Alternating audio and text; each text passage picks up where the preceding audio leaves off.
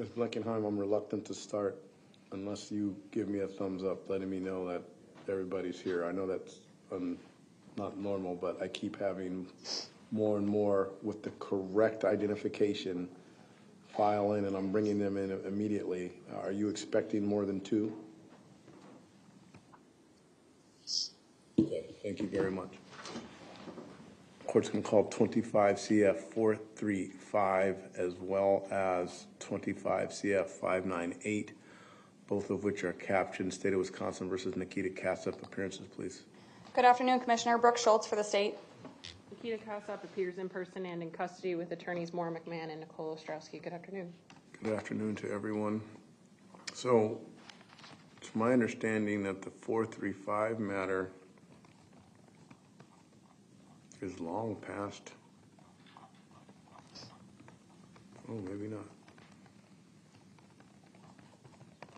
I've got an amended complaint that was filed. Was there an initial appearance on the 435 matter already?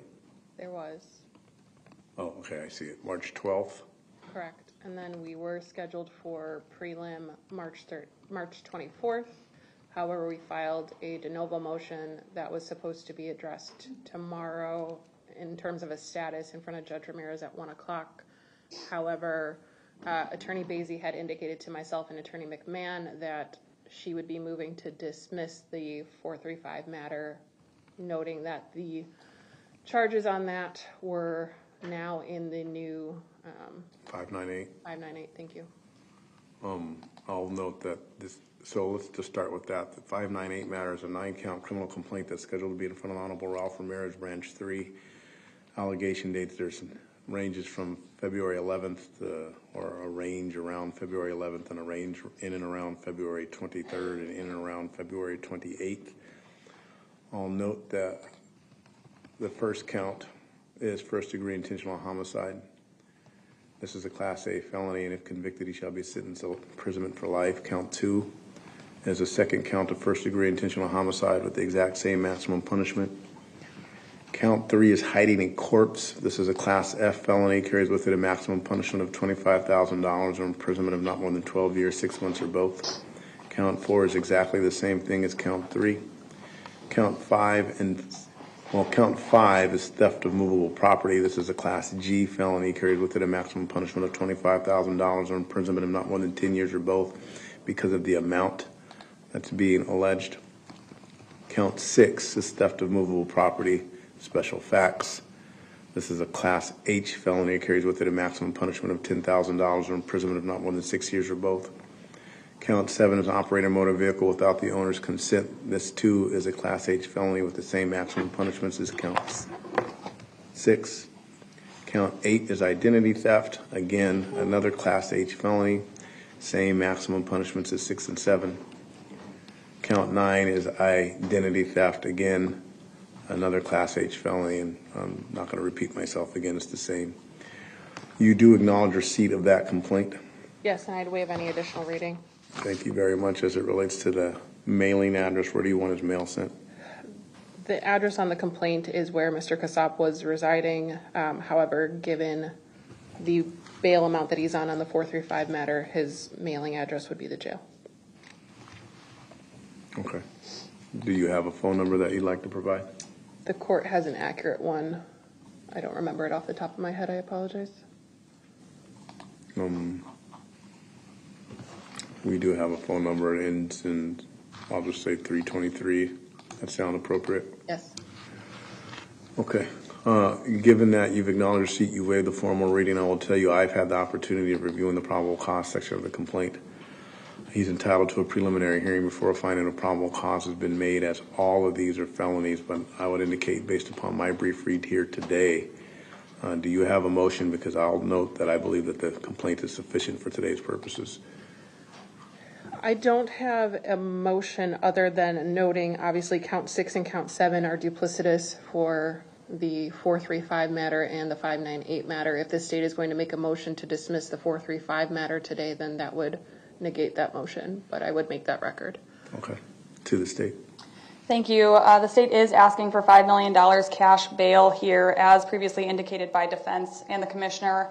We are moving to dismiss 25 CF 435. We've now added new charges after further investigation into victim A and victim B's death and consolidated those previous charges with the new charges in 25 CF 598. In addition to the conditions previously requested at his last initial appearance, the state is also asking for no contact with witness A, as the defendant did threaten to kill witness A if she told anyone what he was telling her after he had given her information that he was speaking with someone from Russia. The state does believe he's an extreme flight risk here. He was found in Kansas with victim A and victim B's property. He's been speaking with someone in Russian about moving to Ukraine after committing these crimes.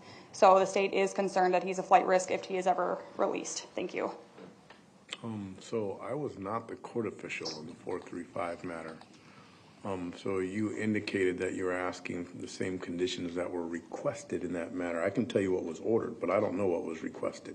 I can relay those to the court. Okay. With conditions that the defendant be ordered not to leave the state of Wisconsin and surrender his passport, and not to use or possess any dangerous weapons. Based on the information that I previously provided, that we do believe he's a flight risk. He has no living family now in the state of Wisconsin. He was also found with a high amount of cash in his person when he was found in Kansas. So based on all of that information, that is what we were requesting.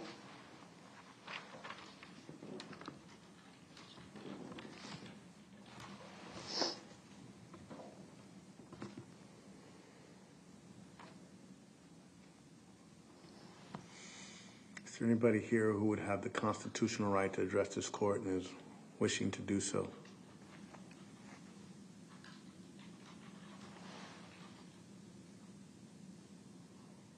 My record should reflect that my gallery is silent at this time.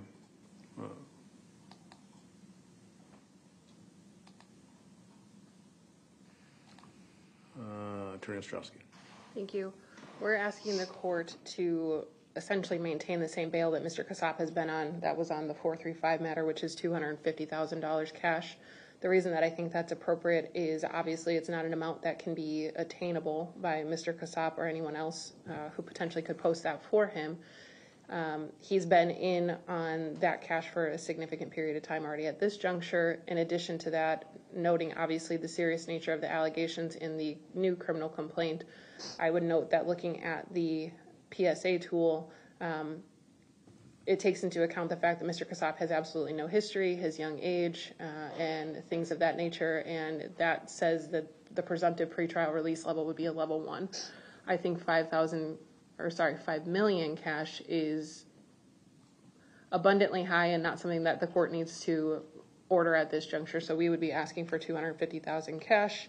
I have no objection to the conditions asked by the state. However, I would note that on the 25 CF 435 matter, Mr. Casap did fill out the passport slip, and it's my understanding that the state is in possession of that passport.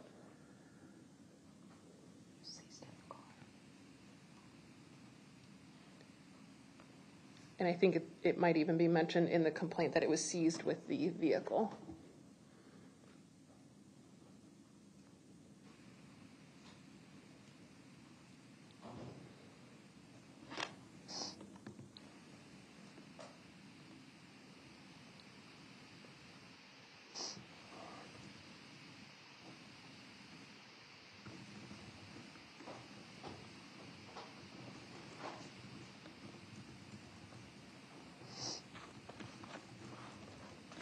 So you're going to return all of your future court appearances. You're going to have no further conduct that rises to the level of probable cause anywhere within the United States or its territories.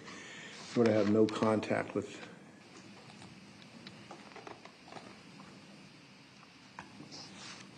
any remaining family members of victim A or B within the United States.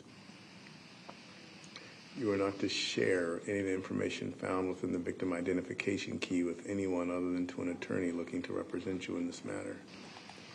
You are not to use or possess any dangerous weapons, include a knife, machete, pepper spray, taser, firearm, anything designed to maim, kill, or incapacitate another individual. You are to have no contact whatsoever with witness A.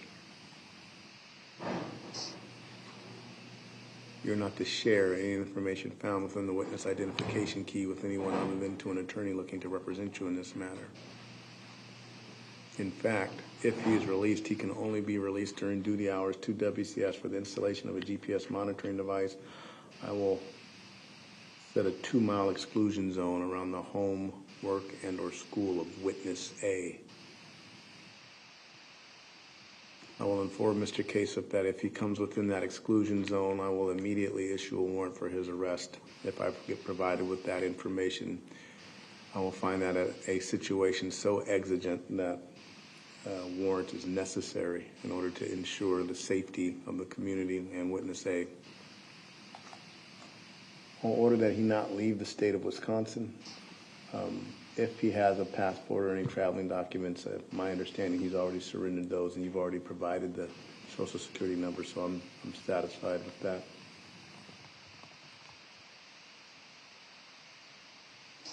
Don't believe that there's anything that I have missed at this time. Very briefly, anything that I've missed, Attorney Schultz? No. Oh, thank you. I will order that if a sample of his DNA has not been provided, that a sample be provided pursuant to statute, as this is the type of matter that requires the mandatory collection of DNA. He can petition to have that be expunged at a later date in front of the trial court. And if they order that to be the case and agree that that's appropriate. Finally, lastly, to comply with any of the conditions of your bond may result in the state of Wisconsin issuing bail jumping charges against you. I've been sitting here struggling. This is a violent offense, so the legislature has made really clear what the court can consider as it relates to a violent offense, and that's the totality of the circumstances. I'm not limited to some of the same considerations, but unlike whatever was going on in the last court appearance, I now have charged and alleged 2 first-degree intentional homicide, the highest counts that we have, quite frankly, in our country, is what's been alleged here. And not only can the court think about the totality of the circumstances, I routinely, it's not the first intentional homicide bail argument that I've heard, and I just don't understand. And maybe somebody can make me understand, and why aren't they utilizing the section found in 969.035? That's literally what it's made for. We're not even, I don't have to have the whole discussion as to whether or not $5 million is an appropriate amount for a child of 17, 18 years old, or if it's $250 or $10,000 or $100. He's alleged to have been charged. The district attorney's office can bring forward, something alleging underneath 969.035 sub 3. You can say he's not eligible for release, provide the information, we can go through it, because when I go through this information, I look at this complaint. The subsequent investigation that whatever occurred after the first initial appearance seems to be extremely thorough. It seems to have additional information provided by a witness. It seems to have evidence that's been provided in this complaint of they're indicating they've got video evidence, they've got communication, they've got transactions, they've got a litany of things, and I just don't understand, because it's not like if you don't get what you request in terms of the pretrial detention that you still don't get to argue bond, right? So I just don't understand, and maybe I'm taking my little 2 seconds to stand on my soapbox to try to figure out what's the amount. Is it 5 million? Is it 10 million? Is it 250? Is it 50?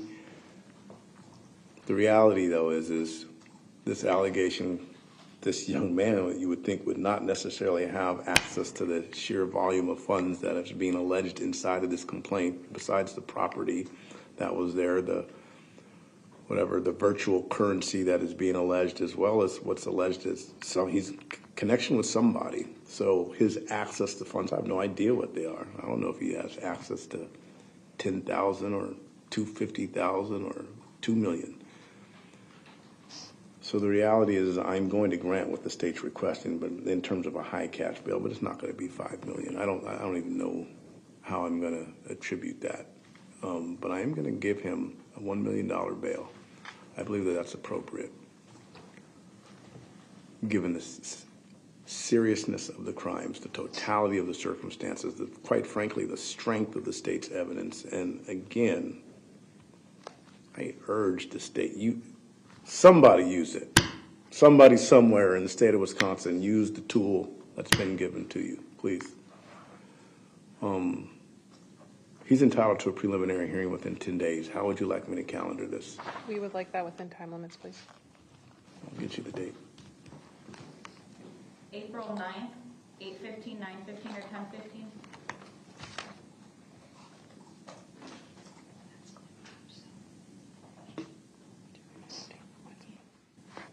Can we do 9:15, please? April 9th at 9:15, and that'll be right back here. Thank you. Thank you.